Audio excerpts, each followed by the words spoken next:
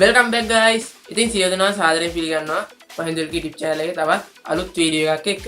ඉතින් මේ වීඩියෝ එක මම ඔතේ කතා කරන්නේ ඔයාලගේ PC එකේ display drivers එහෙම නැත්නම් ඔයා VG එකක් ගත්තොත් VG එකේ drivers කොහොම ලේසියෙන් download කරගන්නේ කියලා.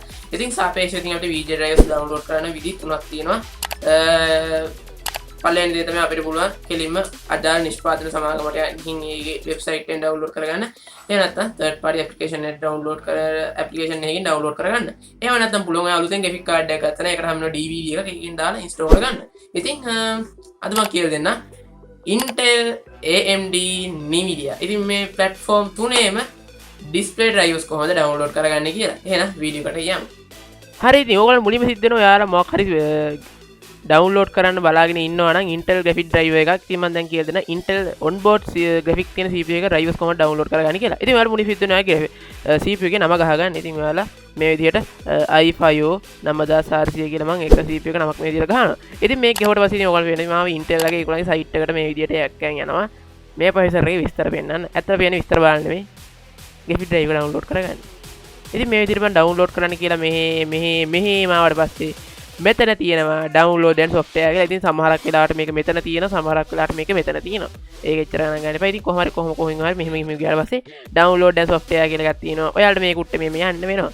ඉතින් මේ කුට්ටේ ගියාට මේක මෙහෙම බ්‍රුම් ගාලා කර දිවිලා ඊන download කරගන්න කියලා. ඉතින් මේක download කරගෙන ආවට පස්සේ ඕගොල්ලන්ට පුළුවන් ඕගොල්ලන්ගේ මේකේ graphic driver එක download කරගන්න. ඉතින් මෙතන තියෙන software ඔක්කොම ටික download කරලා install කරලා කිසි ප්‍රශ්නයක් නැහැ.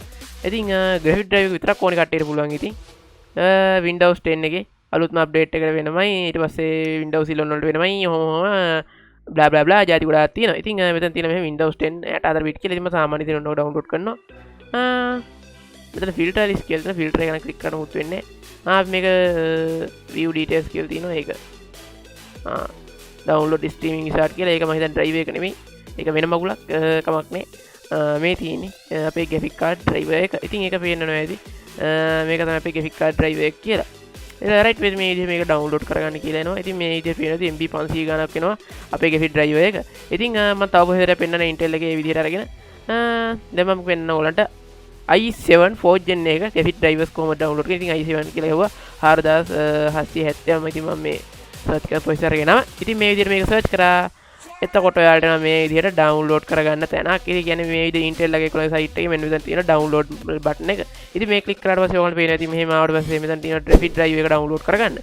ඉතින් මෙතන තියෙන Intel graphic driver for Windows කියලා. ඉතින් මේ ක්ලික් කරාට පස්සේ මෙතන තියෙන version ගොඩාක්. ඉතින් මෙතන පුළුවන් Windows 10 එක ක්ලික් කරලා එහෙම download කරගන්න යන්න.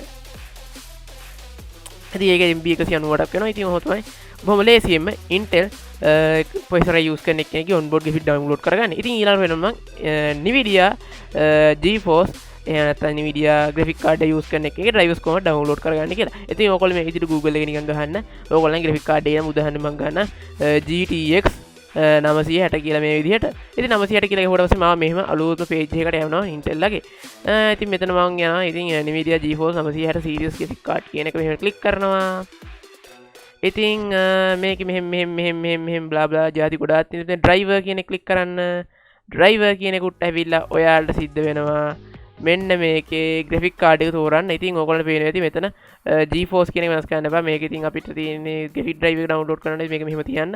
ඔයාලා graphic card එකේ series එක තෝරගන්න. ඉතින් RTS 3000ක්ද එහෙම නැත්නම් 2000 version එකක්ද GTX card එකක්ද GTS කොයි වගේ එකක්ද කියලා තෝරලා. ඉතින් මෙතන GTS මම download කරේ 960 drivers. ඉතින් මම මෙතන 900 කියන series එක තෝරනවා.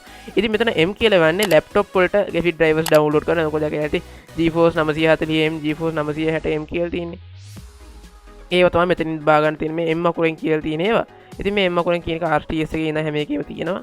ඉතින් දැන් මම පෙන්නන්න කොහොම 960 download කරගන්නේ කියලා. ඉතින් ඔහොම 960 කියන එක තෝරනවා. ඉතින් මෙතන පෙන්නන්නේ මෙතන product එක තෝරන්න තියෙනවා. ඉතින් මම මෙතන තෝරනවා 960 කියලා. ඉතින් ඊගාවට මම මෙහෙම ඇවිල්ලා game ready driver එක download කරගෙන game ready driver තමයි අපිට ඕනි. අනිත් ඒවා මොකුත් නෙමෙයි වැඩක් නැහැ.